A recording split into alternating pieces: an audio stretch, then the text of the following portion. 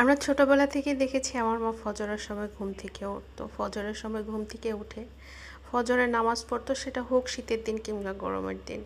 নামাজটা শেষেই সে রান্নাঘরে চলে যেত। তখন তো মাটির ঘর ছিল, মাটির ঘর বলতে মানে টিনের ঘর ছিল আর কি। রান্নাঘরের ফ্লোর, আমাদের ঘরের ফ্লোর এগুলি কিন্তু মাটির ছিল।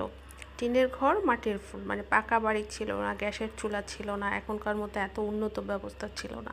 তো মা ঘুম থেকে উঠে চা বানাতে যেত। চা বানানোর পরে সবার আগে আমার আব্বা আম্মা চা নাস্তা করতো, মানে চায়ের সাথে মুড়ি বিস্কিট চিড়া যখন যেটা থাকতো তখন সেটা খেতো, আর পাশাপাশি আমাদেরকে ডাকতো। বারবার ডাকতো যে চা শুকিয়ে যাবে, চা শুকিয়ে যাবে। মাটির চুলায় রান্না করতো, যার কারণে বারবার গরম করা যাবে না, হাঁড়িতে চা থাকলেও চা শুকিয়ে যাবে। যার কারণে মা সবসময় বারবার ডাকতো, চা শুকিয়ে গেল এখনও উঠিস না। তো আমি যখনই চা বানাতে আসি আমার মাঝে মধ্যেই আমার মায়ের কথা মনে পড়ে যায়, যে মায়ের থেকেই আসলে আমরা এই অভ্যাসটা পেয়েছি। আমরা 4টা বোন, 4টা বোনেই মানে চায়ের এত নেশা আমাদের। তবে হ্যাঁ, অনেক দিনের মধ্যে অনেকবার খেতে হয় ব্যাপারটা এরকম না, সকাল সন্ধ্যায় খেলেই যথেষ্ট। তবে মায়ের কাছে যখন ছিলাম তখন অভ্যাস ছিল ঘুম থেকে উঠেই সবার আগে চা মুড়ি অথবা বিস্কিট চিড়া যে যাই হোক চায়ের সাথে কিছু একটা খেতাম।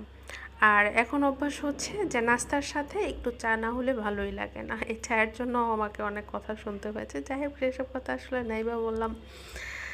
জীবন তো অনেক কঠিন, কখন কোথায় কার কোন বাক্যে কোন কথা শুনতে হয়, সবার জীবনেই কিছু না কিছু এমনটা থাকে।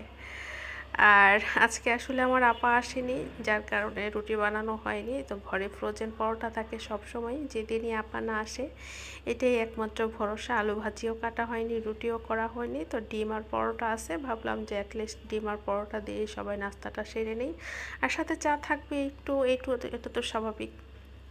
আমি বরাবরই একটু গুঁড়া দুধের চা পছন্দ করি, আর আমার কাছে মনে হয় যে গুঁড়া দুধের চা বানালে গুঁড়া দুধটা জ্বালানোর কোনো প্রয়োজন নেই। গুঁড়া দুধ তো এমনিতেই অনেক টেস্টি খাবার, জাস্ট লিকারটা জ্বালিয়ে তার মধ্যে চিনি আর গুঁড়া দুধ দিয়েই কিন্তু আমি চাটা বানিয়ে নিই। আর সকালবেলা একটু আসলে চিয়া সিড খাওয়ার অভ্যাস আমার দীর্ঘদিন ধরে, এটা খাই এবং আমি এটা অনেক খেয়ে উপকার পেয়েছি। যারা আপনারা জানেন না চিয়া সিড সম্পর্কে, তাদের উদ্দেশ্যে বলবো, আপনাদের যদি কোষ্ঠকাঠিন্য থাকে বা আপনাদের যদি পেন থাকে, যে গিরাই গিরাই পেন যেটাকে বলে, আপনারা কিন্তু অনেক উপকার পাবেন খালি পেটে যদি আপনারা 1 গ্লাস চিয়া সিডের ভিজানো পানি খান।